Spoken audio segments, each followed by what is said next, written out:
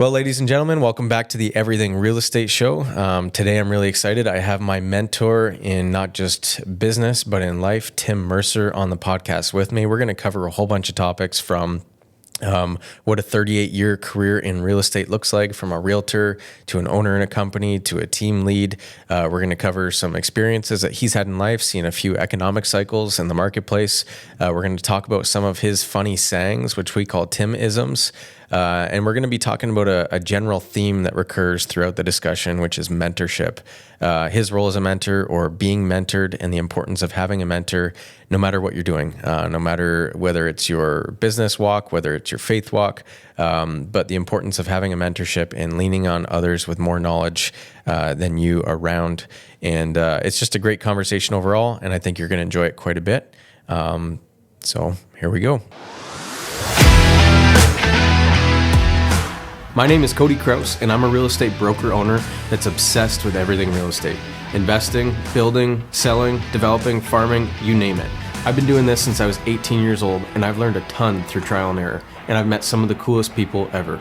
This is a show where I invite these people on to talk about their experiences and mine, plus everything else real estate. Let's go. All right. Welcome everybody back to the Everything Real Estate Show. This is going to be an awesome episode. You guys are going to like it a lot. So with me today, I have Tim Mercer. And Tim has been my mentor in not just in real estate, but I would say in many facets of life since I was about 17, 18 years old. Now he's a very, very familiar face around our parts of town here. But for anybody that doesn't know Tim, who is Tim? Well, I am a realtor of almost 40 years, so Okay. 38 years. Father of 4, 3 boys and a girl. Grandfather of 4, soon to be 5. And all I can say is I became a broker owner in 1991, sold my franchise in 2007, which is now your franchise. And I'm proud to have you carry on the legacy there. That is incredible, Cody. So from the brokerage side of it, I became a broker. I also served on the real estate board for many years as a director. And then also probably about 15 years total in professional standards and ethics. Awesome. Yeah. Also arbitrated some cases regarding realtor to realtor exchanges and stuff like that. So it was kind of cool. So you got paid to do it when you were the broker owner, and then you figured, I love this so much, I'll do it for free for the real estate board? Yeah, just enjoyed the experience and the learning and getting to know people. Yeah. Yep. Cool. So you've been in real estate almost 40 years. That's right. You're 85, but feeling great. No, I'm just kidding. Good one. Yeah. So you kind of covered some of the capacities that you've served in. So obviously you started as a realtor, got your brokerage license. You ended up buying into a brokerage. You've since sold the brokerage. You've been a single realtor. You've started a team. You've started another team. Yep. And you've done a lot of stuff in between too. You've obviously invested in some real estate. I know I've been the person that's leaned on you for a lot of guidance in that capacity too. You've got a lot of stories over 38 years. And I know that you've mentored not just myself, but a lot of the people in the industry, especially in our small town here of Leamington in Essex County. One story that everybody I know that you've mentored always talks to or mentions is obviously you've seen a couple economic cycles. So you've seen prosperity, you've seen the downside of it. I know you grew up in a self-employed household too. So your dad kind of shared with you a lot of his toils and wins over the years also. But you always tell people the story about how one day you were driving to a job interview in a factory. I think you were just about done with real estate because it wasn't working out great at the time. And you pulled over on the side of the road. And what happened when you pulled over on the side of the road there? Well, I started real estate in 87, and I believe it was 89, late 89, early 90. And the market had completely crashed. I had, without getting into gross income, I was like 1/3 of the income that I was earning in the prior years. I came into real estate very successful. Is that because interest rates were low, houses were moving? No, I had a lot of business. I would say people that there was some influence on both sides, and so we were able to I think my first sale was the Car Barn Restaurant in Wheatley, which was kind of cool. There's a legacy. Yeah. So Barry Broadbent was the buyer there, and unfortunately, it is now gone with the explosion in Wheatley. But moving into, I was very successful right away, and so I really didn't have any, patterns of, for instance, saving for taxes or. I just thought, oh, this is a great ride and it'll be fun, and and it was good and I enjoyed the people, and but yet in '89 things started to change. The market changed, and so then probably looking at some life difficulties that emotionally wasn't 100% in, wasn't feeling great about anything, including my finances and what have you. So it's about time, pick yourself up and go to work. So I applied for a job in Chatham. And I was on my way over for the interview, and I remember getting over the overpass, and it was like God said, pull over. So I pulled over, and it was a little bit of an awakening for me where, basically I felt like the Lord saying, turn the car around, go back to Leamington to your office, and go to work. Yeah. And so in other words, don't go work somewhere else. Work on what I've already put in front of you. That's right. Yeah. Okay. Yeah. So trust in me, put the work in. Exactly.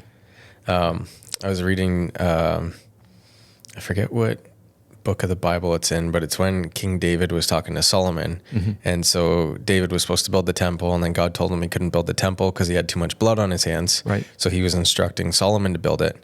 And when David was talking to Solomon, he said, be strong and courageous and do the work. Yep. And I think it's really easy to, I believe, God, why aren't you providing? But then you got to read the second part of that says, and do the work. Exactly. And I think a lot of times we expect things to just happen without putting the work in.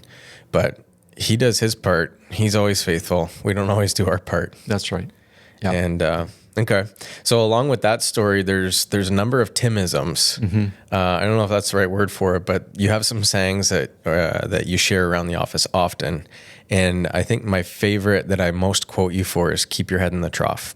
Yeah. So whenever someone's going through something and they say, oh, so-and-so's, doing great. They've had a lot of sales. They bought a new car. They're building a new home. You just always walk around and say, keep your head in the trough. Yeah. What does keep your head in the trough mean? Well, when you just hear it, you're thinking, oh, well, he's talking about a pig, and that's not what I'm talking about. It's about basically, work. You just put your head down and work, and you're trained, well-trained. And for example, when I purchased Century 21 along with a couple other partners in '91, they started on what I would call a consultative selling process, whereas prior to that, it was a raw sales. The average realtor was not very well respected and what have you. So we started our whole premise on consultative selling. So put your head in the trough just means, kind of almost like put blinders on and stop looking at everybody else and just get the job done. And that's not always a great thing to say to an agent that you have, that you've recruited and you're trying to nurture and mentor. And then so you're saying to them, stop with the attitude of looking at, what else, and you probably remember when you were getting in it, it was like, first thing I probably told you, I think I remember you had a little pickup, a Ranger. Truck with no muffler. That's right, no muffler, and you had a dog hanging out the window. And what I loved about you was that you were fearless in that you took everything I said, make sure your truck's paid for, make sure you're paying your installments. And so, and then you just grabbed a hold of that, and I don't think you have the Ranger anymore. I think you have a Tahoe. No, I didn't have enough seats. That's for sure. Good. So I'm maybe a little cavemanish, but as soon as you say head in the trough, I go right to the pig. Yeah. And I think of a pig that is feeding. So when the farmer's pouring whatever in that he's going to eat into that feeding trough, the pig doesn't care about what the pig next to him's doing. That's right. He doesn't care how much they're eating or how much they're not eating. He doesn't care about the one across the trough from him. Mm-hmm. He's working on what's in front of him in that moment and doesn't care about anything else. And so that's always helped me, which is just don't worry about what everyone else is doing. Right. Put your head down and work on what's in front of you right now. And so if you have a client, work with that client. Don't worry about, how big of a client or what size of a commission check or how long it's going to take or anything like that.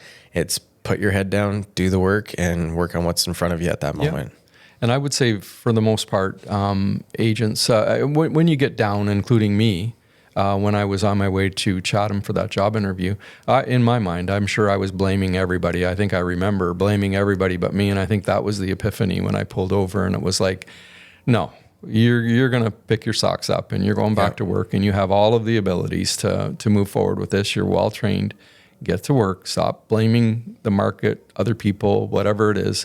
And so that's kind of been when I was counseling agents over the years, mentoring them, they may have, and I'm sure if they were sitting here, they would say I was a little bit tough, because it's like, we're not doing anybody any good for you and I to be sitting here for you to be complaining about this brokerage and or the market and or everything else. What are you doing to change your career? And so obviously that could ultimately end up with a person that may be leaving to go to a different brokerage, but I've always been able to maintain relationship with those folks, anyone that left, and to try to create a good career for someone rather than, wallowing in Pity. the trough, the wrong trough. Yeah. Right. So, or trying to figure out why the pig next to you got 7 pods and you got 3. Yeah. No, it's good. I guess on the note of that, you talk about farming a lot. So you're one to always tell realtors, like, hey, you know what? You might have had a good year. Don't forget that a lot of that money that's sitting in your checking account right now is going to be money that you owe to the CRA at the end of March. But also you always mention to people that the work that you're doing now doesn't pay you now. That's right. It pays you in 3, 6, 9, 12 months. So in a sense, you've always thought of sales and business as farming, just in a different context. Do you want to speak to that maybe a little bit? Sure. Just to premise, I can start out with the premise of, because Steph and I were Christian realtors. Steph was in the industry for 30 years now, since retired and enjoying it. Yep. She wouldn't let me retire, by the way. I found that, taking your eye off the ball,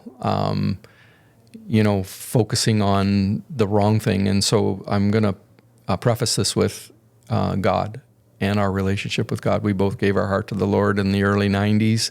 And if we hadn't have treated this as our ministry, not just in mentoring agents, but also in the industry, we would have not psychologically done well. And so that's basically kind of how we explain it to agents. And it doesn't necessarily, if they are non-Christian, it doesn't mean that they have to be a Christian, but they need to treat their clients not as a paycheck. So I wanted to preface it with that. Yeah.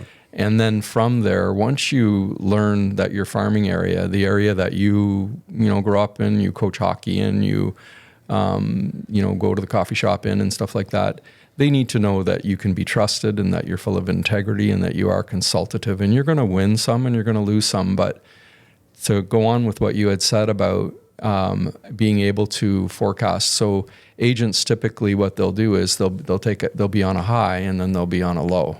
And my job was always to try to keep them, on a steady increase, right? Yep. And be very consistent, and to not look at, if you look at the customer, your client as a paycheck, unfortunately you end up in that peak and valley. And then also I believe psychologically that it could change your verbiage. It could, you might be coming from an extreme position where you need to feed your kids.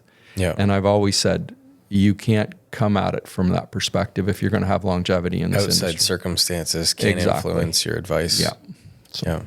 Yeah. Another Timism has always been, you got to have an open hand. Yes. So what does having an open hand mean, and how does that apply to life? Well, that's a whole level of maturity that I don't think I'll ever succeed in 100%. But I catch my hand being closed for generosity, community, agent to agent, friend to friend, family members and stuff. So as I close my hand, I've just developed this thought process that I can't be blessed by God if I'm closing that hand and I'm saying, you know what, I need to think about me as opposed to trusting in Him and realizing that He owns it all. Yep. And I'm just a good steward, or to be a good steward of it all. So I think the way you explain it to me is I was kind of self-pitying, full of wallow, whatever. I thought I was going to sell a house to someone. They ended up buying it from another realtor, whatever. Right.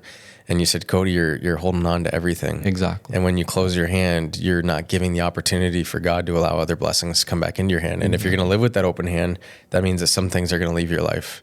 but it gives the opportunity for other things to come in. Yeah. Now you can close it, and that's fine. You'll hang on to what you have, but you're going to totally rob yourself of that opportunity to receive other blessings also. Yeah, and it allows you to have grace for people because, if you think about it, you're dealing with people and it's their largest investment that they'll make in their life.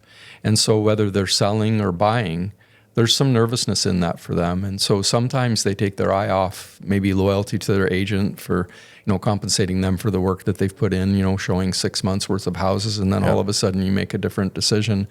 And so for an agent that's completely hungry and has a closed hand, that could be, you could get bitter with that. And that bitterness could then flow into your career and it's not such a productive career. Whereas if you have grace and love for people and just realize that that's the position that they're in, I find many times I've had people come back to me, 2, 3, 4 years down the road and not even that they'd have to mention that, that they made a different choice, which is their choice. I did learn that I'm not the be all and the end all, by the way. Yeah. And I know Steph feels the same way. So we just developed a life of service to our clients. And then also for agents, mentoring, it was really funny because I had an interview with the bank that I deal with. And there were 3... You were interviewing them, just to be clear. They were interviewing me. Okay. And I had made a decision to move to this institution. And so there was 3 of them there, one from finance, one from branch banking, and then one from head office. And so the young girl, she's, I'll say young, she was a little bit younger than you now, about 27, 28. And she said, "Mr. Mercer, what are you dreaming about right now?" And I said, "Well, it's funny that you say that because I'm learning right now as a mature agent, an agent that's been around for almost 40 years now, that dreaming dreams, it says in scripture that old men dream dreams too. But I learned that my dreams now are to live those dreams through other people, and that's mentoring." Yep. And so I was really blown away by the concept of that, and I really believe those are God's words, that if I can mentor a young guy like you, for instance, to see you flourish, it's so cool. It's a little hard when people brag about you all the time in the community. Yeah. And I go, well, I did have a little part in that, like there wasn't much there, but it was, and your dad has been an amazing mentor to you, and I know that. Yeah. And he's been an amazing mentor to me too. And I shouldn't forget that, when I think about my partners from past, Henry Hotz and Bruce Tilden and Scott Graham and Craig Whitaker, those guys were all partners of the past, and they've all had a part in shaping me. Yep. So, yep. Yep.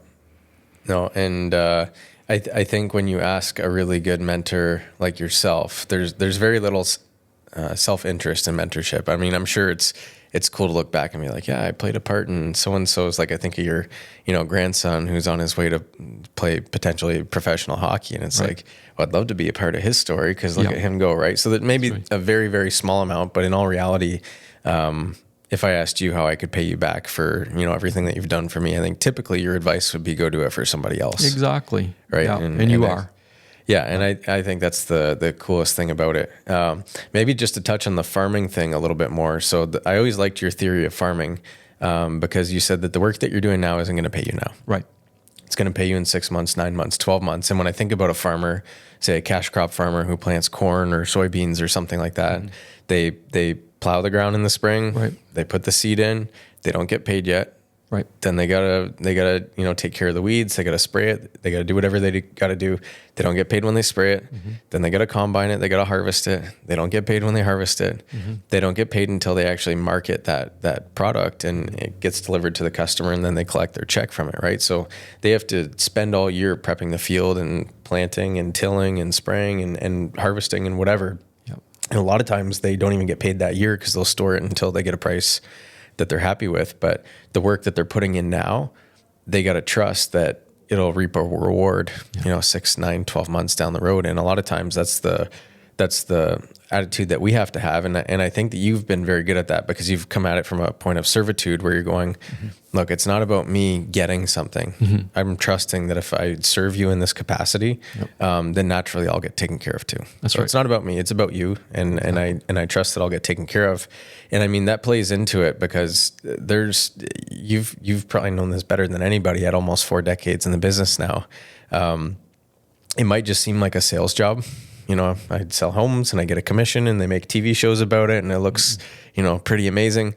But in all reality, like I remember, for example, when Heinz closed down in Leamington, a lot of the meetings that we were having with people was, I'm sorry, your home's worth less than what you paid for it 10 years ago. Right. And there was a lot of tears around the table. And at the same time, a lot of the calls that we get is people telling us that they're pregnant. They haven't even told their families yet, telling us they're getting a divorce. They haven't told their family and friends yet, telling us they got a job out of town. They haven't even told their family and friends yet. So people are putting a lot of trust in us. Right. And that to me is where it's not a sales career. It's, okay, I've been trusted with some very top secret information here. Yep. And the only reason they're trusting me with that is because they're relying on my service and my advice. And I got to bring as much, positive influence to the scenario as I can. But the reality is sometimes it's not a great scenario either. No. And I know this probably doesn't lend to the farming part of it, but the confidentiality for an agent, I think often we forget the importance of that. Yeah. And so I always tease my clients and I'll just say, like if you see me sitting alone at the hockey game, and there's a reason for that, because people cannot help themselves but to ask questions about other people. Why is so-and-so selling their home? Yeah, like why? I've hopefully I can't be put in jail for this, but I always say, well, if I told you, I'd have to kill you. So I'm not good. I don't want to kill you. So yeah. Don't ask. Yeah, that's right. Please don't ask. Yeah. You're also the king of bad jokes around our office. Oh my goodness. So you've always had some pretty quick-witted humor. Yeah. I'll share this one because I think this is my favorite one of all time. And I got to assume that you used this in another scenario because it came off the tongue so quick.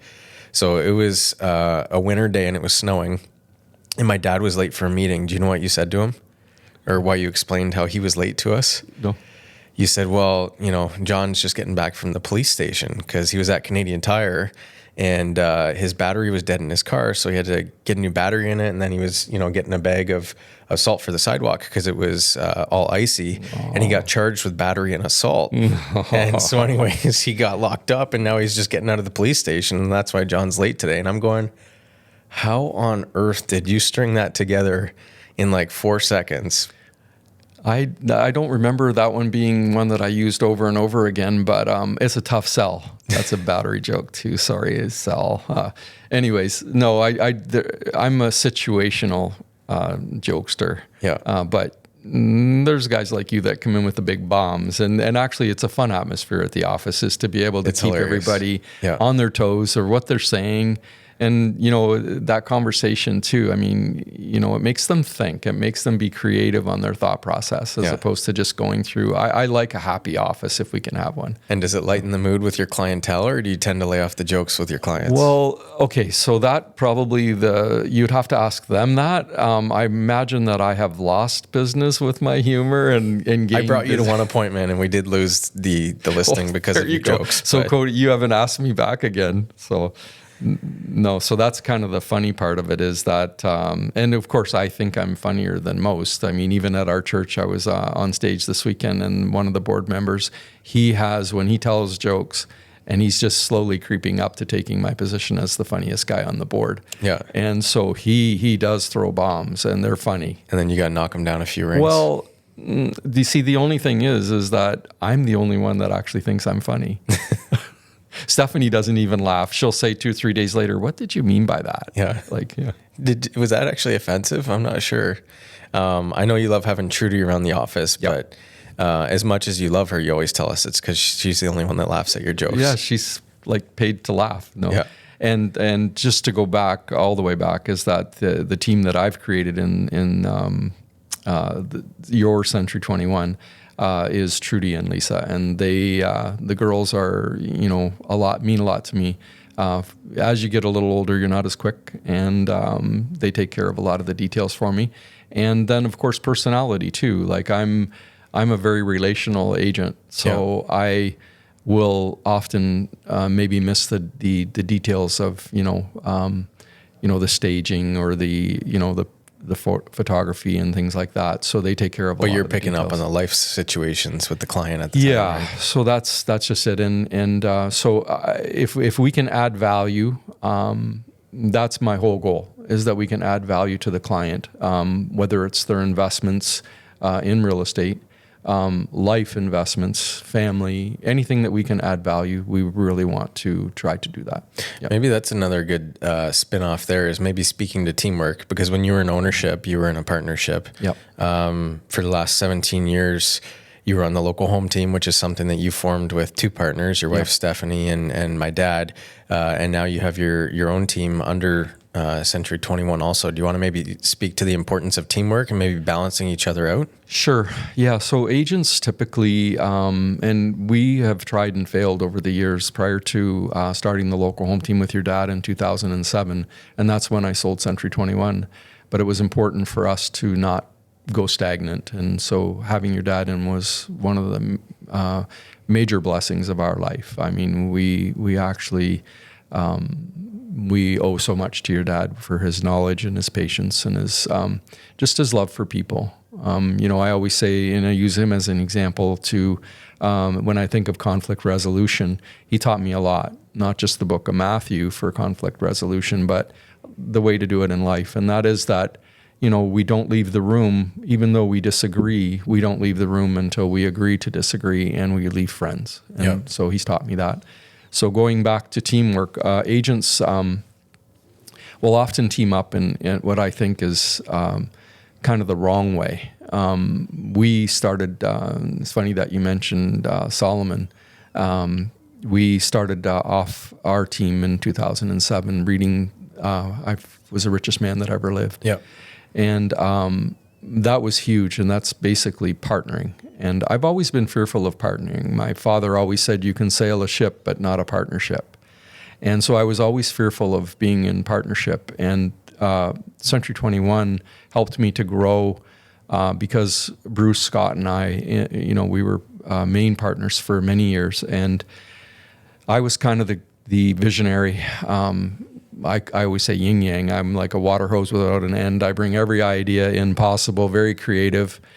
Scott's kind of the center. He's the kind of the grounded guy. And Bruce was our no man, not that I'm being critical of Bruce, but he was very grounded, and he would often be a no. 2 days later, it would Sensical, maybe? It would be a yes 2 days later. Yeah. After Scott brought me off of my high horse and brought me down in the ideas, and then brought Bruce up. So we made a great team. So just to finish the point on the team, often agents they'll partner with somebody, and it will be with a closed hand. They won't have an open hand, and that spirit of generosity between them, and the love that you need to have for each other. And do you find that often they're teaming up because they're similar and they're going, we're so similar, we'd probably work really well together? Yeah. In fairness to the agents, I think that they're so focused on their career that I'm not sure that they even give that much thought, whether it's a person that's like them or dislike them or not like them.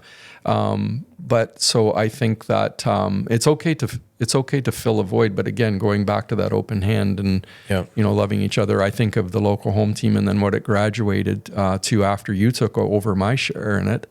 You guys just took it to a whole nother level of love. Really, the team was known for loving each other and not so much how much business. It's the byproduct of it would be the business and the sharing of business and. No, but one thing I noticed about your relationship with my dad, which I always thought was interesting, is you guys are very, very different in how you handle. And so my dad was typically, this seems odd, but for a realtor, he was the guy who sat at his desk a lot. Yeah. And that's not typically, you were the high performance guy, you were the sales guy that was meeting with families, showing them homes all the time. Right. And I think a lot of people would have looked at that relationship outside in and been going, okay, so John, you've been at the office all day. I've been out showing people homes. You got to start pulling your weight around here. But I think what balanced you guys well was that my dad was very much the systems guy, the marketing guy. He was working on the systems of the business, and then you were putting the work in the business. Yeah, both and Stephanie so and you were both playing to your strengths. And I guess you made up for each other's weaknesses by having the other one play on the strengths. And I look at even what you just described when you were in ownership at Century 21 too is three very different personalities. And I look even at your marriage with Stephanie as two very different personalities. We are. But you make up for what the other lacks to a positive. Yeah. You don't exploit the negative. You make up for what's lacked. Yeah. And as far as Steph goes, I agree with everything you just said. As far as Steph goes, I mean, we are one. Yeah. So, it's she's been an incredible wife and an incredible partner in business. And it's kind of funny because when she announced she was retiring, she had, her dad was diagnosed with a terminal illness, and then her mom in the next year. So she had 2 years of taking care of them, and they're both, one was from California and one was from Florida, so it couldn't be further away in this continent. Yeah. So a lot of commitment there and travel and what have you. And then so in her third year, she's been able to have a great retirement, which is kind of funny. But I keep saying to her, honey, do you want me to retire with you? And she's going, oh, no, you keep working, right? So it's kind of funny. Oh, that's good. Yeah.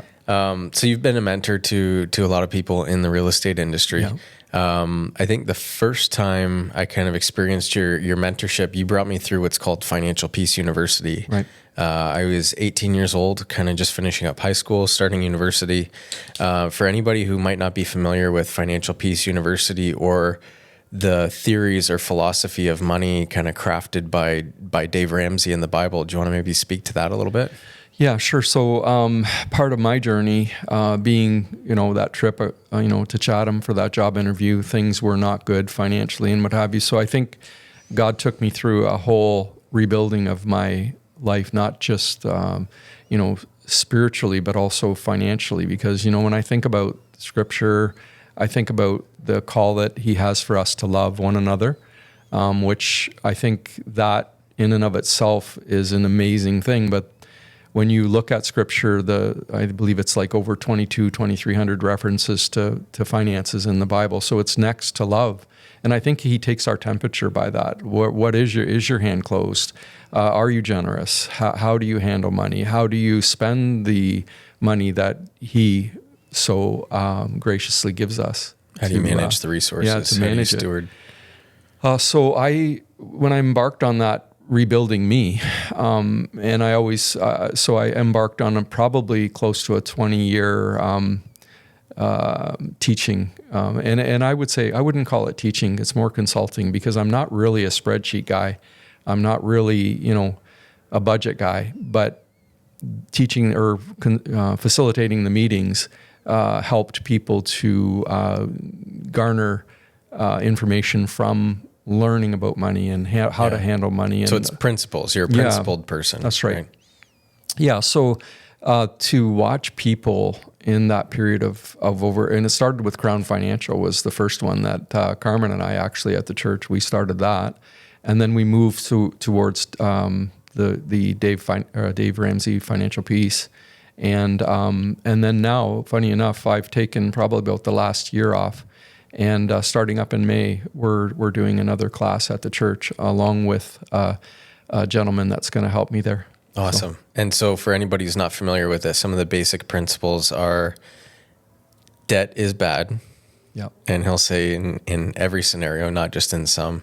Mm-hmm. Now, most of the people he's advising have a mortgage. Mm-hmm. And so he's not necessarily saying you can't have a mortgage, but I don't know if it's patented or not, but his system that he shares with everybody is the debt snowball, the 7-step process to getting rid of all your debts. And essentially it's stop buying things you can't afford to impress people that you don't like. Yeah. And I think as realtors, I mean, going through that process of learning how to and being rebuilt and from God's perspective on my finances, I've been able to not sell people as opposed to consult people and help them walk through the process. And, there's kids that, they're being pressured buy a house, Dave Ramsey says, and that's not true. Home ownership or needing a place to live could be, a time of renting, and there's nothing, there's no badge of honor. Place for it. That's right. Yeah. So. Yeah. Okay. So it's use as little debt as possible. One thing that he talks about is it's not so much about the math It's about the behavior. Exactly. And so a lot of people criticize the debt snowball because when he's lining up the debts that you should pay off first, he doesn't start with the highest interest rate debt. And so a lot of people look at it and go, Dave's math doesn't make any sense. Right. We should be taking out the highest interest rate loan first. And Dave always says, well, if it was a math problem, we wouldn't be here in the first place. This is a behavior problem. Really so we're actually going to start knocking out the smallest debts first. And that way that you can see some big wins or some small wins, at least right off the bat, and those will build into a bigger win down the road. Now, I would say that Dave was very risky in his 20s, and he played it big and he lost it big. And so a lot of what he built his principles on now is just logic, paying cash, stop trying to impress people, and just do what you need to do. But do you want to maybe talk about taking risks, whether it's with a partnership, whether it's financially? I know I've dragged you into a couple investments in the past, and there's certainly been a level of risk to them. And if we're totally risk adverse, there's going to be very many opportunities that we'll miss out on. But how do you maybe gauge your palate to risk? Well, first of all, I mean, all of our personalities are different. And so I'll just go back to the financial piece thing. When we talk about credit cards or a debit, each personality is different. I know that I learned my behavior early on that, in say January when it was cold and the market was slow and what have you, I would be tempted to go out and look at big purchase items like a car or something like that. And as time went on, I realized that was my Achilles heel. So I just needed to kind of circumvent that. I needed to be prepared for that, not to fall into that trap. And I always use an image of, I want to come back to your question, but I use an image of a credit card. And I try to say, okay, like if we are praying about a need that we have, and that we aren't looking at the next person next door that's got a brand new car or brand so back to head in house. The trough. Yeah. That's right.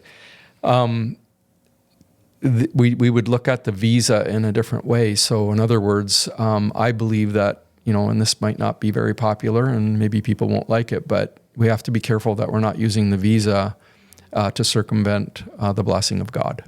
Yeah. And so if we are waiting upon him and we're saying, hey, we're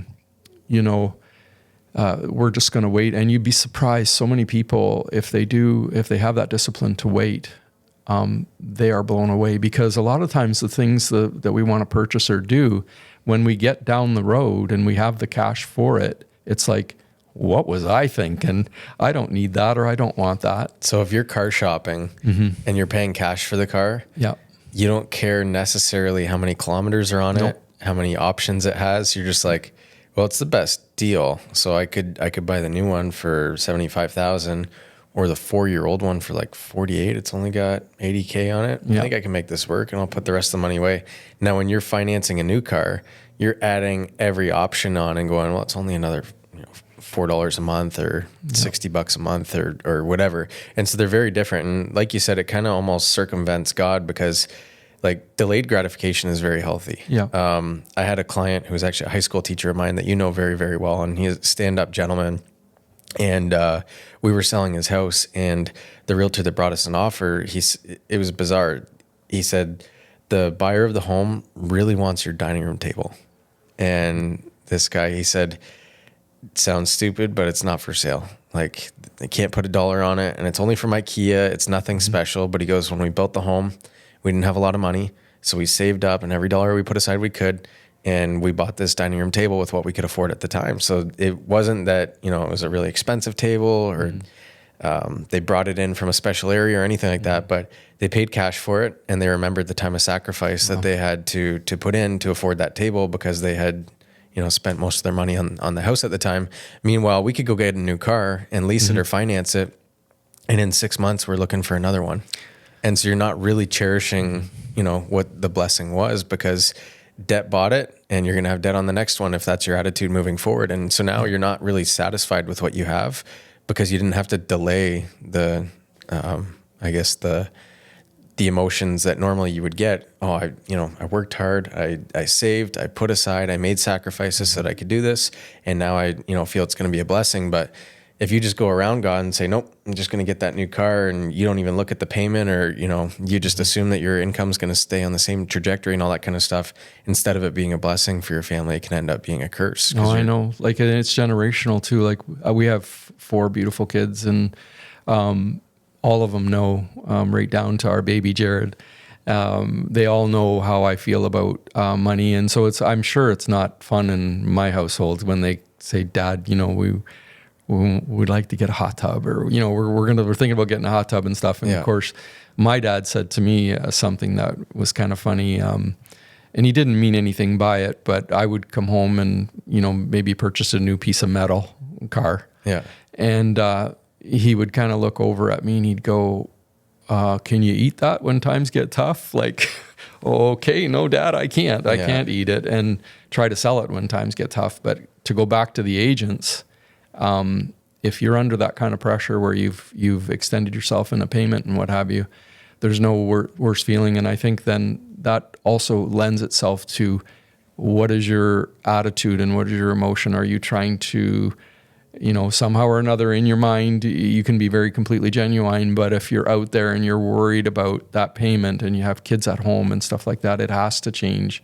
your thought process on that next sale. Would you compromise? Would you know what I mean? And so for me, it's like, if you can have everything, have your ducks in a row, and you're not pressured by that, what will that mean for your clientele? They'll sense that in you, that you're there for them, not for you. Well, and I think in my generation, our generation gauges people's perceived wealth by their Instagram and their driveway. Interesting. So you drive up to the house and you see what kind of cars they got sitting there. You see how big the house is. You go on their Instagram and you see what trips they've taken recently. But I know you've told me when you were young, your dad would drive you around and go, "That person right there's got a mortgage. Yep. Don't be like that person." That's right. And so, I mean, if we could pull the curtain back and say, okay, they took this trip, they have this car, they have this house, but this is the payments associated with all that kind of stuff. And I don't say that in a negative way where we should look down on people that are, that have nice things or that take nice trips or anything like that. But if we're just doing those things so that we can get a few likes on Instagram, but we don't see the toll that it's taking or the extra hours we're having to spend away from our children just to service the debt behind it. Think of, our governments right now, the amount of debt that the interest that the U.S. government is servicing on their national debt right now is exceeding their defense spending. Yeah. And you know what? We're no different than our government in a lot of ways. As much as we want to criticize them, how much interest are we paying to finance our lifestyle? Yeah. No, one of the things I just want to make clear that we can go back to is that when I'm consulting in the classes and stuff like that, the cool part about learning how to, for instance, be generous to your church, work towards, once you do that, it's basically pulling that out of your standard of living, which, if we're feeding our kids the false pretense of a standard of living that we cannot afford, how awful is that? That'll be generational. We'll disappoint them later. Yeah. So then from there, the government says, hey, 18% for your RSPs or your pension, whatever. And then so you calculate all that up, and all of a sudden you're saving 30%, or giving God 10, let's say, and then saving 18. And then all of a sudden, you've got an emergency fund in place. Your small debts are out of the way. You're handling your mortgage okay. And so then I say that I believe that that's the freedom from God to say, that other 70%, go buy a car, go on a vacation, enjoy, because it's your cash. It's He's blessed you with that. So go for it. Yeah. Cool. Yeah. Any pieces of advice you want to leave our audience with, whether it's a new realtor, an experienced realtor, maybe someone who's looking to invest in real estate? We've covered kind of, I guess, the importance of having a mentor, how you can pay your mentor back, some of the sayings that you say around the office and where they come from. We've talked about some, biblical financial principles and debt and risk management. Anything else that you want to leave the audience with? Well, I think if you have a plan, like an example would be, as simple as Steph and I try at the beginning of every year on our anniversary, January 13th, we try to write out physical, spiritual, emotional, and financial goals. We just take a blank sheet of paper and divide it in 4 and then just write it out. And we try to look at, and we pray over it and we work towards it. I think if you can do that, and then stay focused on it, and So let it's like God, a boomer vision board. yeah, let God bless you right through that. I think that's super important. I think being a realtor is you have to be careful that it doesn't consume you. Being balanced, and there's nothing wrong with. And I hope I'm answering your question. But there's nothing wrong with your kid's hockey game being an appointment in your schedule. People don't really need to know where you are or what's going on. They will know where you are when they see you at the arena. But it's to block it off and to enjoy your family and not just work on the spiritual side, the generosity of giving back, spending what's left, making sure you save for your taxes, and in the case of a realtor, making your installments rather than trying to hang on to those installment money and then at the end of the year try to figure out where you put that money, and because you won't find it, it won't be there. So pay your installments. I could wrap those. So I could probably make 2 points out of that. So one's have a plan or a dream. And the other one is have balance. And balance is so balance key. in your schedule, balance in your finances. Yeah. And for a guy like me, if I don't, I always say if there's money in my checking account, it'll find a place. I'll find a place for it to go. So for my personality, I have to set up an automatic withdrawal out of my account into RSP or prepaying the mortgage or whatever at the time. Yeah.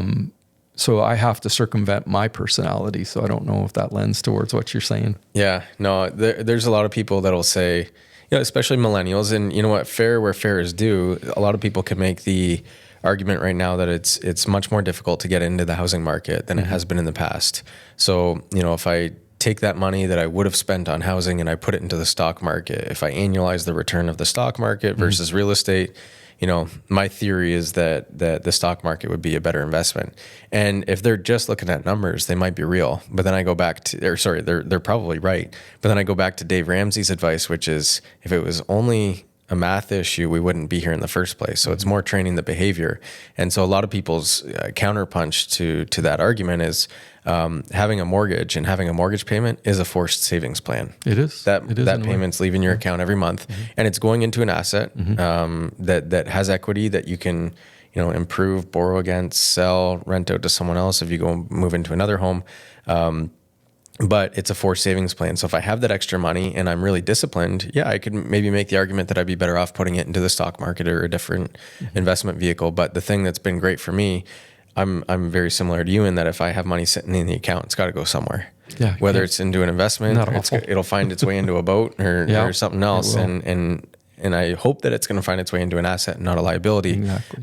So if I have that forced savings plan of an automatic payment that goes into my mortgage or an automatic withdrawal that goes into my savings account, I'm sure you'll be right behind me on this. I think the best thing that a new realtor can do is set up 2 accounts when they get into the business. And so when you get that, commission check or any business that you're starting, real estate or not, when you get that first check in your business, half of it should be going into the account that goes for savings, future investment into the business, taxes, all that kind of stuff. The other half should go into your household. Then you should keep just splitting that check every time and not worrying about what's in that other account, because you're going to have to pay taxes. You're going to need to do a marketing plan. You're going to need to hire staff. You're going to need to rebrand or whatever it is. You're going to have to invest into the business and pay taxes. Those are 2 certainties. Sure. All the time. So have some kind of a forced, course where when money comes in, part of it goes here, part of it goes here. For me, it's been having real estate. If there's an automatic payment that comes out every month, I don't have the chance to spend it. Yeah, interesting that you say that. It just brings up a thought that we had some family properties in Wheatley, commercial. Other than that, Steph and I made kind of a commitment that our clients came first, and we weren't going to purchase real estate. We weren't going to buy any residential real estate or commercial for that matter. And then in the final probably decade of my career, I realized that I needed a balanced portfolio. So I made another rule amongst Steph and I with that, if we were going to purchase a home, that it would not be our own listing, that it would be another person's listing, so that there would be we would be an arm's length thing where our clients would have already viewed it and it would kind of be left over. And so we have a small residential portfolio, and then I have some commercial. And so when I look at our portfolio, we are balanced, because as realtors, you don't have a pension. So we did head down the RSP route. There's pros and cons for that. However, it's created a situation where we have peace at the end of our life. And the bottom line is, you can be, and I sit with guys all the time, and I know you love to hear people's story. And I just took a 85-year-old guy out for lunch, a retired banker, yesterday, and lost his wife 3 years ago. And I asked for words of wisdom from him. And bottom line for him was time, time with his wife that he now cannot have. Yep. His son has been diagnosed with cancer, so there's lots of stuff that he has going on. But I remember specifically, I was at the coffee shop, and there were two 91-year-old guys sitting there, and one had worked at, I think it was Chrysler or GM, and pensioned off for many years, and a good pension, I'm sure. And it just hit me. It was something that my dad had said. One was a multimillionaire, and the other one was a factory worker. And it really didn't matter at the end of the day. No. Because they both die with zero. And it's the journey that you have and the relationships and I do believe that we have a chance for all of those relationships to heap upon us, upon our death, in a good way. Yeah. It'll be rewarding. So in other words, the legacy is right. the difference. We come with nothing, we die with nothing. The only difference we can leave is, I guess, the relationships that we made an impact on. And I've made mistakes, so I'm not sitting here saying, oh, wow, but at least working through and mentoring at this time of life, it's so much joy for me to sit someone down and just say, hey, how can I build into your life? Yeah. So, cool. Yeah. Love it. Well, thank you so much for coming on and for sharing your wisdom. I love you, Cody. I love you too. Yeah. And appreciate you sharing your wisdom with not just myself, but our audience here. And thank you so much for what you do in our community. Thank you. Thanks for listening to the show, folks. Please keep in mind that this show is not offering legal, financial, or accounting advice, but rather opinions and experiences in the world of real estate from the host and the guests. If you're enjoying the show, please rate, review, and share with your friends and colleagues. And if you think that there's someone that needs to be on this show, please feel free to connect them with me. Or if there's a topic that should be discussed, feel free to let me know. Thank you so much, and bye for now.